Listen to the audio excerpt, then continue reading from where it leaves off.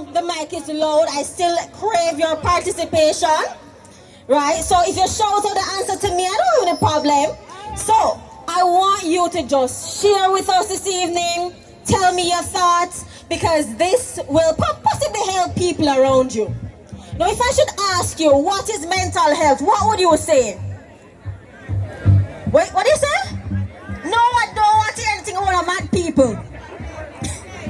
It is, yes, she's saying that. That's what people will say, but not so it go.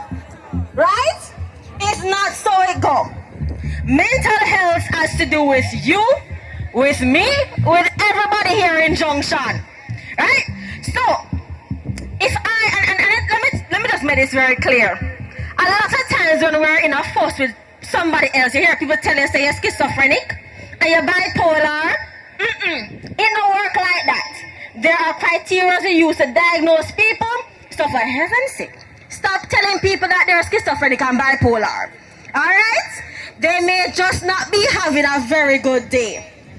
So, when we say mental health, we speak to the emotional aspect of persons. What else?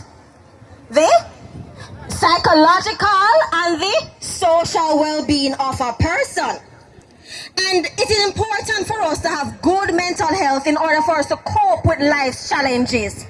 So you see the people that are able to get around and get through things and are resilient, they oftentimes have good mental health. But resilience and coping mechanisms come from childhood. So parents, this is a message to you. Today is Global Youth Day, and I'm going to ask our parents today to be careful of what they say to their children, how they speak to their children, and what you do to your children. That's important, because whatever you do, say, right, and speak into being, let me put it that way, will what they possibly will become.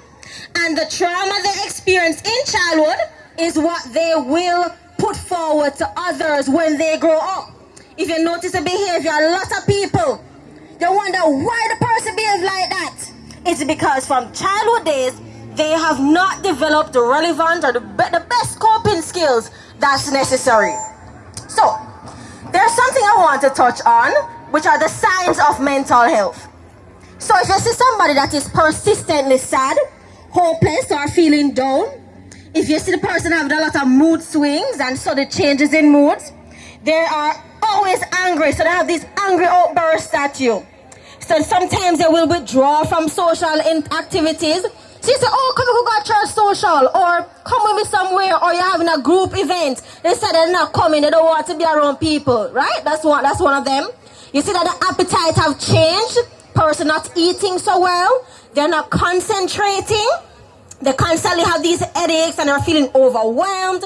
They're experiencing things such as hallucinations and delusions, right? So they're seeing things, they're hearing things, right? They have difficulty regulating their emotion. They're feeling disconnecting from reality.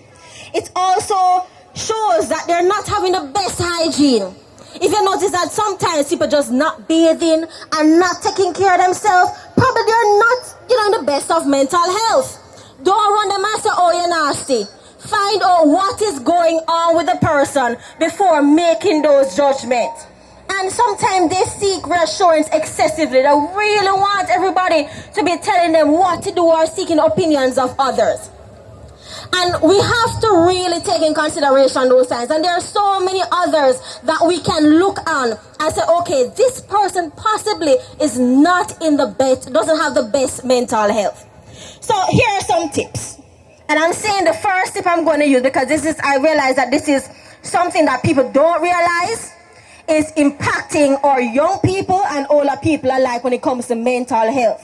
Drug abuse. A lot of them, young people especially, are doing the vaping. Right? There's a little thing and the parents don't even know it's vaping because it looks like it's a marker. Check your children's little pouch that they carry to school, because the vaping pen looks like marker and it has like a sweetie looking, they call it blueberry and this, that, all kind of berry on it, and it smells that way. So those things will disturb their mental health. Also the big one, ganja or marijuana. Marijuana brings out mental health issues. So you have sometimes people are genetically engineered to have certain mental health issues. And so when they smoke the marijuana, sometimes you're like, oh, what happened to this person? And just get off. And you say, oh, they lace the weed with this, that, and the other. The thing about it is this. Sometimes they have underlying mental health conditions that are brought out by smoking marijuana. Young people, it's not good for you. Right. You understand? Right. There are so many ways that we can relieve our stressors than to be using substances, because it don't make the problem go either. Not at all. Right? It's just in the moment.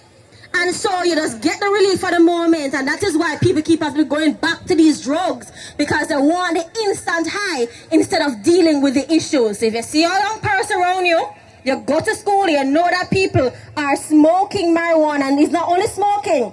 You have the weed cakes, right? You have weed tea, and young people can tell you a lot about these things.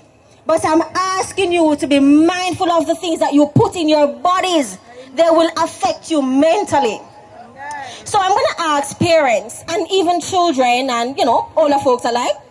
I want you to encourage your teens or the teens around you to express their feelings. A lot of young people don't know how to express their feelings because they have parents who tell them to shut up your mouth. You're not supposed to say this. You're not supposed to say that. Right? No matter if the child tries to express themselves, oh, you're the adult.